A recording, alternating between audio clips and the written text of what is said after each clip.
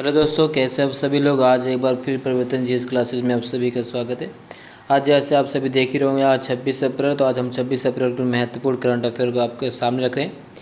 और शुरू करने से पहले जो भी मेरे चैनल पर नए हो, मेरे चैनल को सब्सक्राइब कर ले और बेल आइकन को दबाना ना भूलिए, क्योंकि आप तभी तक लगातार हमारी जो करंट अफेयर से लगातार पहुँचते रहेगी। चलिए आज के पहला प्रश्न हम शुरू करते हैं। चर्चा में रहे सेनकाकू द्वीप समूह को लेकर किन दो देशों के मध्य विवाद है? चीन और जापान, बी जापान और इंडोनेशिया, सी जापान और माली, डी चीन और सिसिली। जी हाँ दोस्तों, तो इसका जो सही उत्तर वह है ए, चीन और जापान के मध्य सेनकाकू द्वीप को लेकर विवाद है। सेनकाकू द्वीप की बात करें दोस्तों, तो सेनकाकू द्वीप एक निर्जन द्वीप है। जी हाँ, एक निर्जन द्वीप है ये, जो पूर्वी चीन सागर में स्थित है। ये द्वीप समूह वर्षों से जापान के प्रशासनिक क्षेत्र का हिस्सा है, लेकिन चीन जो है इस पर अपना दावा जताता रहा है। इसका जो चीन का दावा जताने का जो सबसे बड़ा कारण है, जो सबसे बड़ा रीजन दोस्तों वह है कि इस क्षेत्र के समुद्र में प्राकृतिक गैस का जो है विशाल भंडार है। और प्राकृतिक गैस के लिए तमाम विश्व एक दूसरे के अपने आप को साबित करने में तुले हुए हैं। तो इसलिए के बीच के जो सबसे बड़ी बात कर वही है कि यहाँ प्राकृतिक गैस का अथाह भंडार शामिल है। चलिए अगला प्रश्न देखते हैं। प्रतिवर्ष विश्व मलेरिया दिवस किस तिथि को मनाया जाता है? 24 अप्रैल, 25 अप्रैल, 2 मई, 28 अप्रैल। जी दोस्तों, जो सही उत्तर है वह है 25 April. B is the right answer. तो 25 अप्रैल को विश्व मलेरिया दिवस मनाया जाता है। और जो इस बार की जो थीम रही विश्व मलेरिया दिवस की, वो रही है मलेरिया स्टार्ट।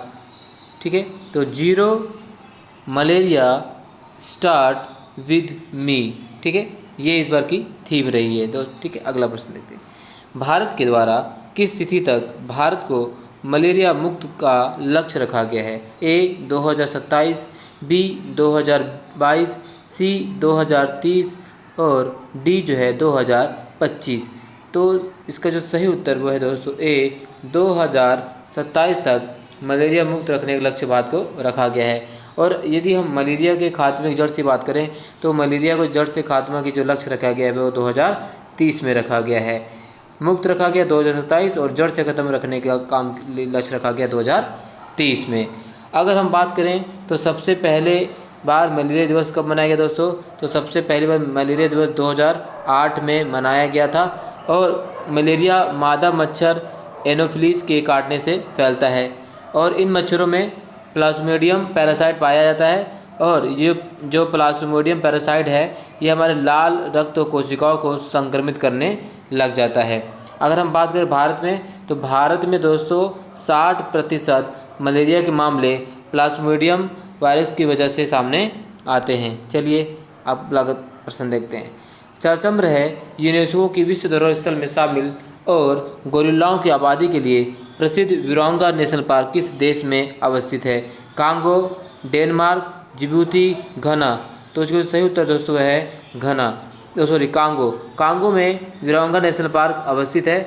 और ये जो पार्क दोस्तों 1925 में अफ्रीका के पहले राष्ट्रीय उद्यान के रूप में स्थापित किया गया था और इसे 1979 में यूनेस्को द्वारा विश्व धरोहर स्थल में नामित किया गया था। और हाल ही में वर्षों में शिकार और कांगो गिरोह ने अपनी वन्यजीव आबादी को गंभीरता से क्षति पहुंचाई है। और इसके जो संरक्षण यहाँ पर किया जाता है, ये यहाँ पर पर्वत गोरिल्ला की रक्षा के लिए यहाँ पर स्थापित किया गया था। और जो कांगो दोस्तों डेमोक्रेटिक रिपब्लिक ऑफ कांगो में ये जो नेशनल पार्क को स्थापित है। अगला प्रश्न देखते हैं। हाल ही में चर्चा में रहे विलुप्त प्रजातियों में शामिल तक्षक किस जीव का नाम है? उड़ने वाली मुर्गी, उड़ने वाला सर्प, 2 सींग वाला बैल और ठंडे प्रदेशों में पाए जाने वाले हिरण। तो उड़ने वाला सर्प इज द राइट आंसर। तो अगर हम बात करें तो भारत में पाए जाने वाले ग्लाइडिंग स्नेक जो है इससे संबंधित है दोस्तों तक्षक, उड़ने वाली सर्प। अगला प्रश्न देखते हैं। चर्चा में रहे लवली प्रोफेशनल यूनिवर्सिटी द्वारा विकसित सोशल डिस्टेंसिंग का पालन सुनिश्चित करने वाली मोबाइल ऐप का नाम क्या है? आज तू, कवच, आरोग्य सेतु और नमस्ते ऐप। तो इसका जो सही उत्तर वो है दोस्तों कवच। कवच इज़ द राइट आंसर। तो अगर हम बात करें तो इस ऐप में उन यूजर्स का डेटा होगा जिन्हें सेल्फ क्वारंटाइन के लिए कहा गया है। और यह ऐप कोविड-19 से इन्फेक्टेड शख्स की पहचान जाहिर नहीं करेगा। और इसमें कलर कोडिंग भी दी गई है, जिसमें ग्रीन, येलो और रेड कलर्स के बारे में कोडिंग दी गई है। ग्रीन बिल्कुल आपको कोरोना नेगेटिव बताएगा और रेड मतलब होता है कि कोरोना पॉजिटिव है। चलिए अगला प्रश्न। औद्योगिक संबंध संहिता 2019 पर अपना प्रतिवेदन देने से चर्चा में रही श्रम संसदीय समिति के अध्यक्ष कौन हैं? ए भर्तृहरि मेहताब बीजू जनता दल, बी नवीन पटनायक, सी राजनाथ सिंह और डी कमलनाथ सिंह। तो इसका सही उत्तर दोस्तों है भर्तृहरि मेहताब, ये बीजू जनता दल के हैं इन्होंने, ठीक है, इसका द राइट आंसर। उसके बाद अगला प्रश्न। हाल ही में चर्चा में रहे आरएनए निष्कर्षण किट चित्रा मैग्ना क्या है? ए कोविड-19 के संक्रमण का पता लगाने के लिए नवीनतम तकनीक, बी प्लाज्मा तकनीक के माध्यम से रोगियों को इलाज करना, और सी गोविंदा से संबंधित रोगियों को कोविड-19 से संबंधित रोगियों को सोशल डिस्टेंसिंग का पालन करना, और डी उपयुक्त में से कोई नहीं। इसका जो सही उत्तर वो दोस्तों ए कोविड-19 के संक्रमण का पता लगाने के लिए नवीनतम तकनीक है ये। अगला प्रश्न देखते हैं। हाल ही में किसके द्वारा साम्यवादी चीन को रोको ऑनलाइन याचिका पर हस्ताक्षर का अभियान शुरू किया गया है? A Donald Trump, B Nikki Haley, C Narendra Modi, D कोई नहीं।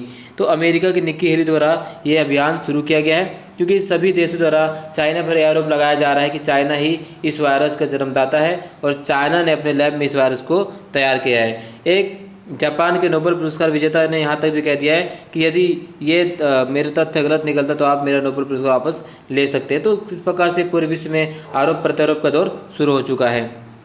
चलिए आज का आखिरी प्रश्न।